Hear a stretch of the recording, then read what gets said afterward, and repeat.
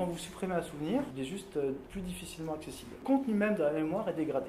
On utilise un phénomène qui est très connu des neuroscientifiques qui s'appelle l'amorçage et qui témoigne en fait la présence de ce qu'on appelle nous, dans notre jargon, d'une trace mnésique qui contient l'information associée à votre souvenir. Si je présente cette image à votre cerveau, cette image va activer tout un tas de chemins dans votre cerveau, ce qu'on appelle notamment la voie ventrale, et donc va réactiver une série de représentations que vous avez déjà. Le cerveau va moins répondre parce qu'il a réglé sa réponse. Cette différence entre les mots amorcés versus non amorcés, on appelle ça l'effet d'amorçage, et il traduit un phénomène généralement inconscient, le fait que le cerveau détecte une familiarité alors que vous-même, vous n'avez peut-être absolument pas conscience. S'il n'y avait aucune influence de la suppression, qu'on observerait, c'est la chose suivante. Vous voyez les trois barres ici, vert, rouge et bleu, sont complètement identiques. Donc il y a cet effet d'amorçage qui témoigne de l'existence d'une mémoire inconsciente. Si le cerveau était capable donc de supprimer les résidus entre guillemets de la mémoire inconsciente, les stimuli associés à cette condition no-think se comporteraient comme des stimuli que le cerveau n'a jamais vus. Ce qu'on observe, c'est cette réduction de l'effet d'amorçage.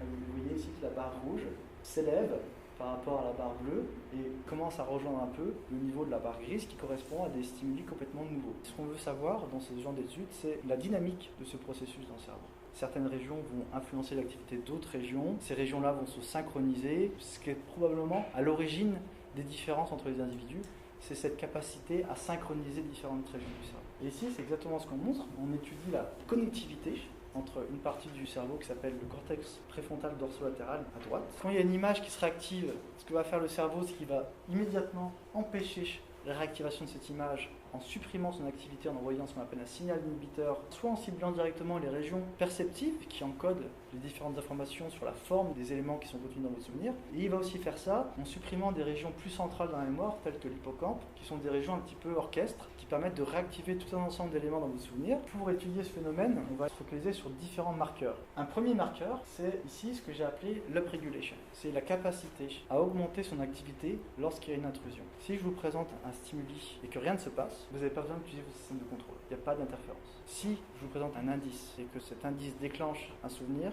que vous souhaitez contrôler, ce qu'on observe, c'est une augmentation d'activité, une upregulation, qui est spécifique à cette condition intrusive. Le pendant, en fait, de cette augmentation, c'est aussi une diminution d'activité dans les régions de la mémoire pendant qu'on essaie de contrôler l'intrusion. Ici, la condition qui est rose pâle, c'est la condition lorsqu'il y a une intrusion, dans l'hippocampe ou dans les régions de la mémoire.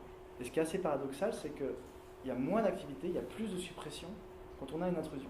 Parce que l'intrusion déclenche un signal émetteur plus fort, ce qui va augmenter la suppression de la réponse des régions de la mémoire. On se souvient, on contrôle, on inhibe et on supprime, ce qui déclenche cette suppression d'activité dans la région de la mémoire beaucoup plus importante.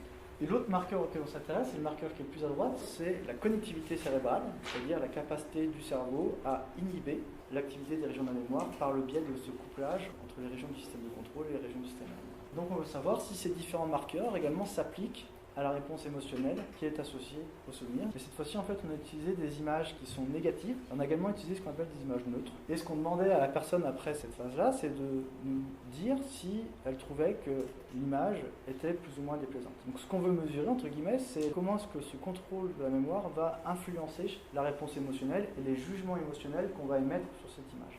Ce qu'on va mesurer ici, c'est le pourcentage d'intrusion.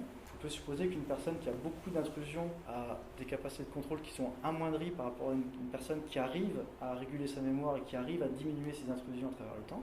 Et puis on va s'intéresser à la capacité des individus à trouver que les images supprimées deviennent un peu moins déplaisantes. Donc ce qu'on veut savoir, c'est que lorsqu'on supprime un souvenir, est-ce que cette réponse émotionnelle-là va légèrement diminuer pour la personne. Et ce que ces données montrent en fait, c'est que plus les personnes sont capables de contrôler leurs intrusions, et plus elles vont trouver que les images qu'elles ont réussi à supprimer sont moins négativement chargées. Ce qui est un premier élément pour penser qu'effectivement, contrôler ses souvenirs, c'est aussi contrôler ses émotions.